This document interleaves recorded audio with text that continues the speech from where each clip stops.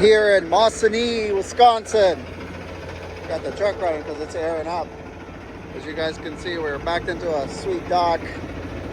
We had to get the trailer washed out, so it's got a bunch of water inside, but they're loading me up. I've been trying to dry it out the last couple hours, or we would have been loaded by now if it wasn't for that. But yeah, just kind of got to be careful and center it. When you're backing into docks like this, you sure want to wipe your mirrors down because you won't be able to see nothing. Especially when the sun hits them. And guess where the sun is? You can see the shadow.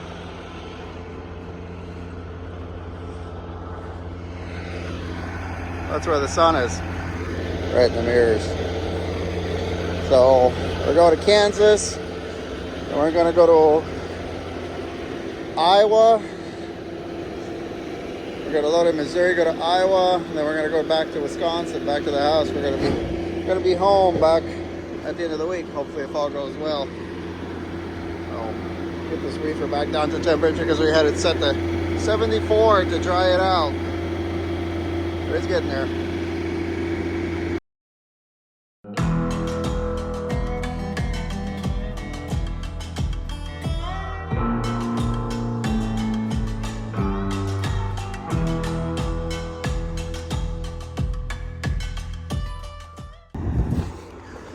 That was about 5 minutes. Great place here. Tight dock. Well, I mean, not really. You got straight back in, but it's got to be careful not to wreck your doors.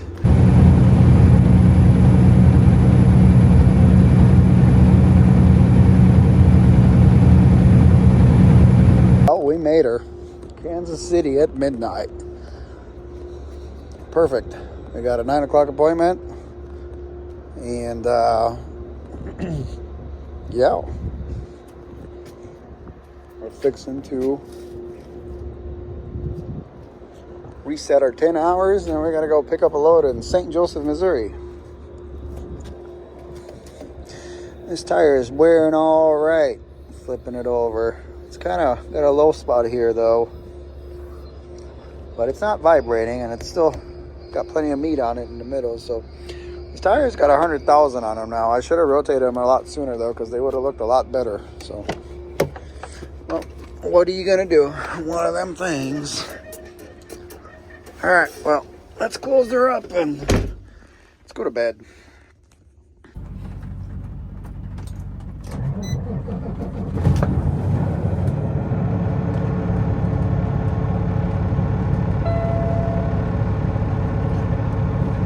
Check in and see if we can get unloaded. It's pouring rain. It's okay with me. I'll rinse all this crap off this truck.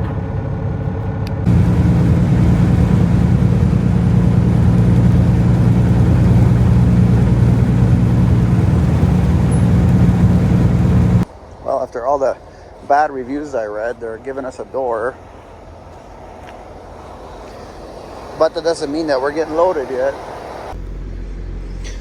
9:14 p.m. departing. Lovely place. Look at that pimp mobile. I know a lot of time has gone by since we last spoke, but we are in Rock Island, Illinois. We took a little nap. We got here about 2 hours ago. I wish we had more of a nap. We got a door, so we're gonna go nap some more after we back in. Good morning, Thursday. Is it? Yeah, 14th. Performance Food Group in Rock Island, Illinois. Real good place. Well, I mean, with 8 o'clock, 8:36. They called me at 8:11. I had a 5 o'clock appointment. They got me unloaded, but I was sleeping, man. I didn't care. I was out, so yeah, not a bad place. So I will give this a 5-star review here. The shipper, terrible. 6 hours there from appointment to leaving, and it took us all night to get here, which is crap. So we didn't get here till 2 in the morning. Just after 2 in the morning. So, yeah, now we're going to go park and figure out what we want to do for the rest of the day. Our next load, we got enough time to reset our hours because our next load picks up and just down the road from here at 2 o'clock, I guess. I thought it was 1, but I guess it's 2. So, we're going to go find the truck stop. Look at that sexy large car. That is a large car too. We are loaded up. 520 pounds of I don't know what. I just know it's going home and I don't have to bounce empty and it pays okay. And it's dry. Reefer's still peeing though. We're okay on the weight. I think we're probably about 79 gross. So we should be alright. I gotta open this guy first and check my tires. According to, we got about 32 on the drives and about 30, just under 36 on the trailer, so we'd be fine. I'm gonna walk around and kick the tires though real quick before we take off.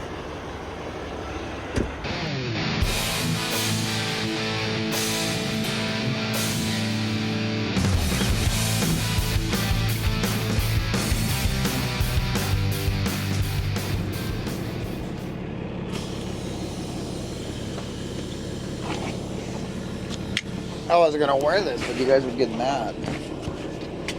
You're a bad man. So, I forgot to record stuff, because I'm a bad YouTuber. So, we got unloaded, and we were basically almost home. And, everything went smoothly, other than, they had those big old, that big old bolt seal on this stuff. What do we call mellow,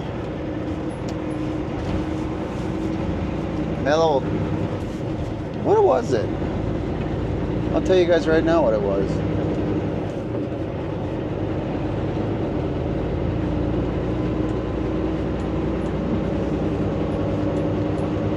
Maltodextrin. I guess it's a high-end commodity and they were worried about it being stolen. So I guess it's a thickening agent. It makes skinny girls into thick girls. That's what I'm told. Dad got unloaded, but my wife decided that she doesn't have any room in this truck for her enormous bolt cutters. They're the size of this truck. And she took them out. And those guys didn't have any bolt cutters. So I learned something today. Those safety seals, bolt seals, all they do is you take the little plastic cap off the bottom. Like literally, you can just break it off with a set of pliers. There's a cotter pin there. You just remove the cotter pin and it just falls off. We've been working hard and we are going home. Today is Monday, the 15th of November. And we are going back out on, Friday. Did I say Monday?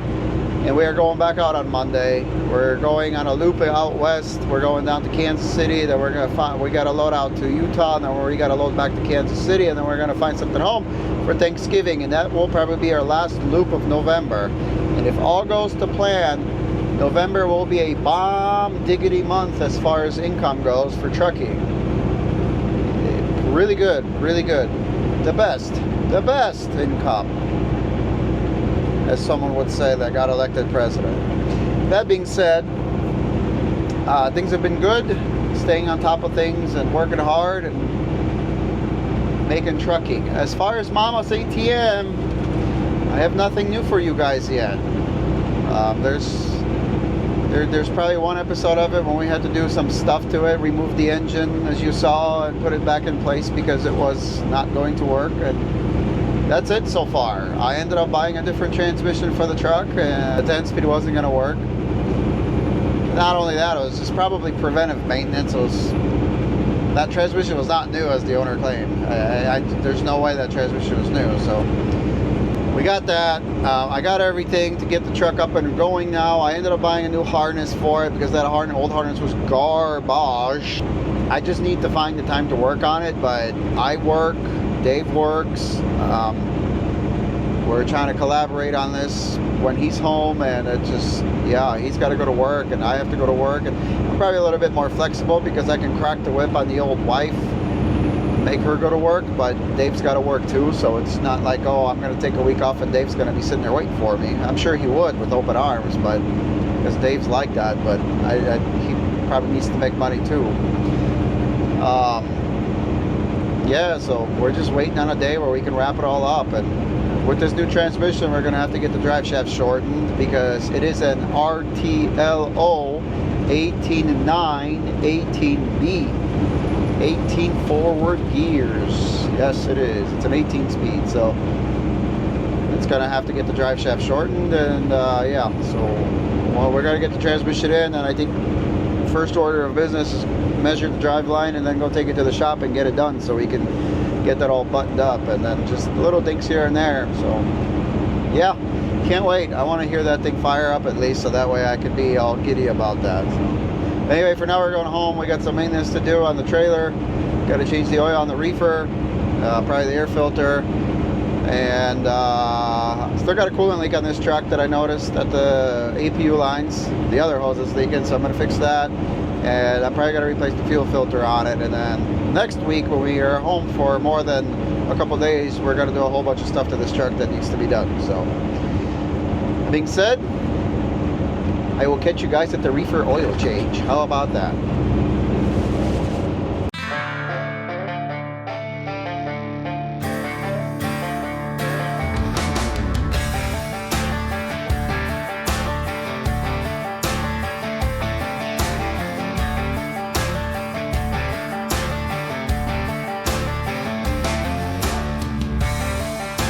So you turn this guy quarter turn, and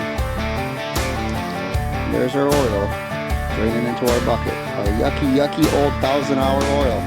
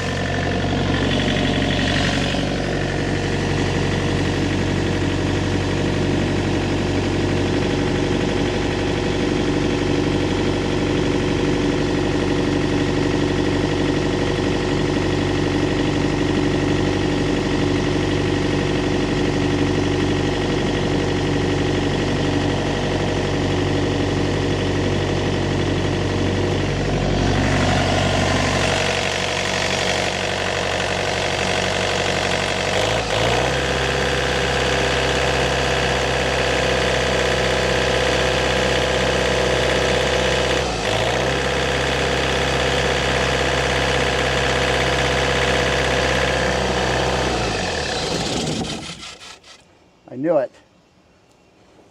Why did it do that? It sucked air. Okay, so we have our 17 millimeter wrench, and we're going to crack a couple of these lines. And the idea behind this is bleeding off excess air in these injector lines, because that's where they get stuck. So, and we're going to fire up the old reefer.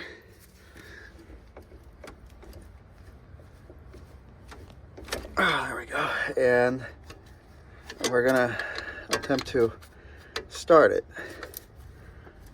And if it runs, great. If not, then we're screwed. No, I'm kidding.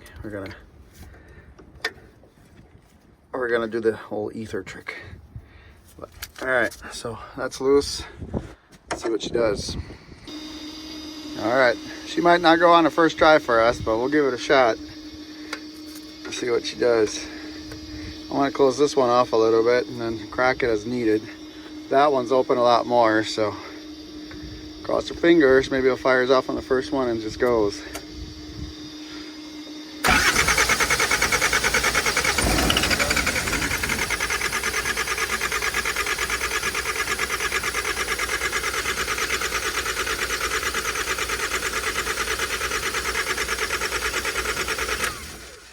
You know, almost. Let's close this one.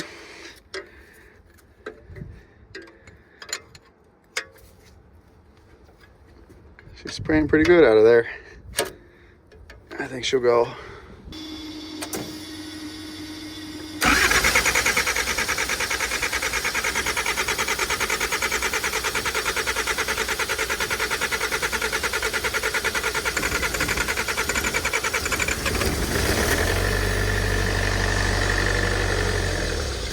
Oh, come on. Let's try a different line. Tighten this guy up. This one's bled, so let's try this guy. She wants to, though. She wants to boogie. She wants to party. All right, let's clear her.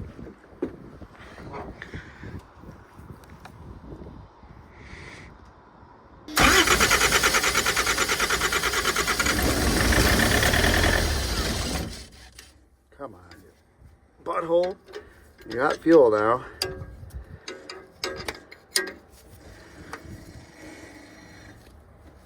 This freaking reefer. It's like a cat when it gets air in it. You can see all the air bubbles though too, so one more shot.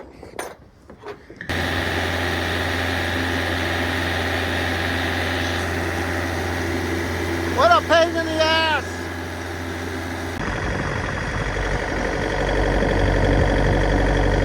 That is a lot of amps. That battery was not happy. I don't know why it's defrosting right now, but I guess it thinks it needs to. Anyway, I'm going to talk to you guys in a second about what's going on with this, or what we had to do. Because there was a lot more BS off camera than I was hoping for. Alright, you guys get me in crappy camera mode because my phone's a piece of crap and it's cracked, but I don't know, so that sediment filter that I cleaned out, that sediment filter per Thermo King, they like to suck air over there. And I probably just need to eliminate it. They told me to eliminate it because it's troublesome and it'll cause this. Somehow it emptied out the freaking fuel filter. Not the sediment filter, the fuel filter. It emptied it out. And that's why it wouldn't start. When we were cracking the injector lines, it kept spraying fuel out, but it didn't have enough fuel to stay running. So after about the fifth time, I'm like, man, I'm going to take the fuel filter off. And then I cracked it loose. It was like, wow, this is really light. So I put fuel in it and kept trying to fire it off a little bit of ether. And I was waiting for the grid heater to go off because it makes boom. And I didn't like that. I didn't like it wouldn't stay running on ether. So I knew it was like, when it wouldn't stay running on ether, it sounded like it wanted to catch, but it just wouldn't. Like, there's no way this thing's not getting fuel at this point. So that's when I dropped the fuel filter and I'm like, wow, it's dry. So I put fuel back in it and just bled the injector lines twice and it just stayed running, fired right up. And yeah, I think it's that sediment filter. So what we're gonna do is just take the two fuel lines and loop them, and we'll get rid of that sediment filter next time. I don't have the fittings, and unfortunately the hardware store is probably about closed right now, and I don't want to go searching for stuff. We got it going. I think it'll be fine. If not, then we'll keep playing with it. But it finally fired up. That shouldn't do that. That reefer's just it's worse than a caterpillar when it sucks air. And you guys know what cats are like when they suck air. They don't like to start. So any diesel engine for that matter. So yeah, I think I'm gonna just get rid of that and just use single fuel fuel filter water / water separator, I can't talk, and we should be in business. But she's running right now. I'm gonna let her run for a little bit, charge that battery back up, and cycle itself through. And one other thing I want to say is I put Delvac in it before because who cares, right? It's oil, and I've never liked Delvac before. I ran Delvac in a cat once, and I put like 3.5 gallons of oil in it between changes. And then I switched back to Rotella, and I went back to putting a gallon between changes. And then Dello, the same thing, you know, 1.5 gallons, quality oil. I guess this Reefer hates Delvac because before it used to smoke like a freight train. You could see it. Even in the daytime, you could see it. And I think it was just burning oil. I have a feeling it was because of that freaking Delvac. It wasn't happy with that Delvac. We put T6 in it right now, which Stingtella is an okay oil. I call it Stingtella because it smells. But I wanted to put a 5W in there, 5W40 for winter, just for easier starts in the wintertime, because it flows a lot better, and it's such a little engine that it it takes a while for it to catch any kind of heat. So I wanted to put a better flowing oil in it. And Rotella T6 is a pretty good oil. It just stinks. Well, depends what you're putting in it. It can stink. So that's what we put in there now, and it looks to be happier. It used to, as soon as I fired it up, you could just see it blowing smoke until it warmed up. Now it's not doing that, so fingers crossed. Hopefully we don't have a cylinder out in that thing that's burning oil. I mean, if it is, it's just whatever. We'll just keep adding oil to it and keep sending it, because one of these days, if it's to the point, we'll either fix it or, I guess, sling an engine in it. But it seems to be doing okay now. I mean, I put 1 gallon in it, and it has over 1,000 hours in it, so I put 1 gallon in it. But I noticed lately I was so unhappy on this freaking Delvac that it was just blowing smoke, and now it's not. Fresh oil, I guess, must have helped it. I guess we'll see. We'll keep an eye on it next week. So, but she's running. It's a pain in the ass, but she's running. Pick it up, pick it up, pick it up, pick it up. You see the drippy, I'm fitted up. Hop in my car and the giddy up. Secure the bag, yeah, I get the bus. Pick it up, pick it up, pick it up. You see the drippy, I'm fitted up. Hop in my car and the giddy up. Secure the bag, yeah, I get the bus. Pick it up, pick it up, pick it up, pick it up. I've been on the flex since flex on.